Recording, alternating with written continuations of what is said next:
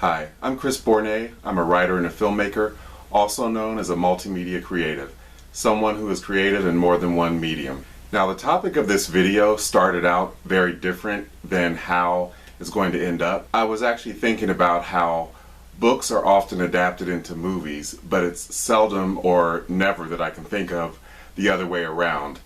You don't see movies adapted into books unless it's a novelization where the studio hires a writer to basically take the screenplay and adapt it into a narrative book so that the fans of the movie can buy it in book form.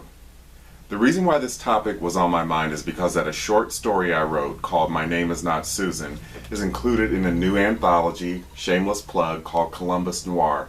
Now, the Noir series of books are international. They are noir, crime, fiction stories that take place in cities around the world, anywhere from Barcelona to Pittsburgh, and the city that my story takes place in is my hometown of Columbus, Ohio. It was edited by Andrew Welsh Huggins and features a lot of talented writers.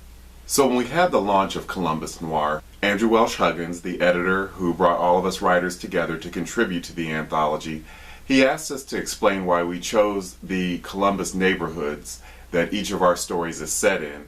And I explained that I chose the Eastmore neighborhood not only because I grew up there, but because it just seemed like a lot of the older houses in the neighborhood where I grew up could be the setting for like an old noir movie. Like, for example, the house that I grew up in the Eastmore neighborhood, used to be a boarding house.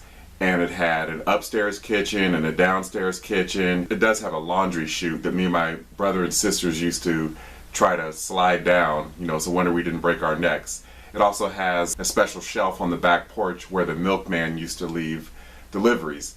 So I said I could just have totally seen the house that I grew up in being featured in an old classic film noir like The Postman Always Rings Twice. So in making this video, I was thinking about how a movie actually inspired my fiction writing. So right before I went to record this video, I remembered that The Postman Always Rings Twice, was actually a book before it was a movie. It was a best-selling crime novel by James N. Cain and was actually adapted twice before the 1946 classic version starring Lana Turner. It was adapted in France and Italy before the American version.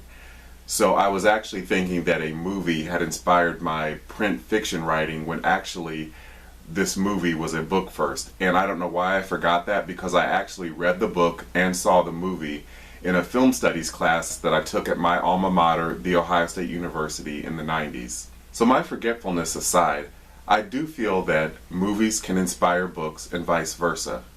So I'd like to hear from you. If you're a filmmaker, what books really inspire your storytelling? Or is there a specific book that really inspired you to write a particular script or make a particular movie? And if you're a writer who deals mainly in the printed page, whether fiction or nonfiction, is there a movie that really inspires you? So please share your favorite books and movies in the comments, and I will put a link to Columbus Noir for more information in the description to this video. And if you like this video, please like it, share it, and subscribe to my channel. Thank you for watching, and I'll see you next time.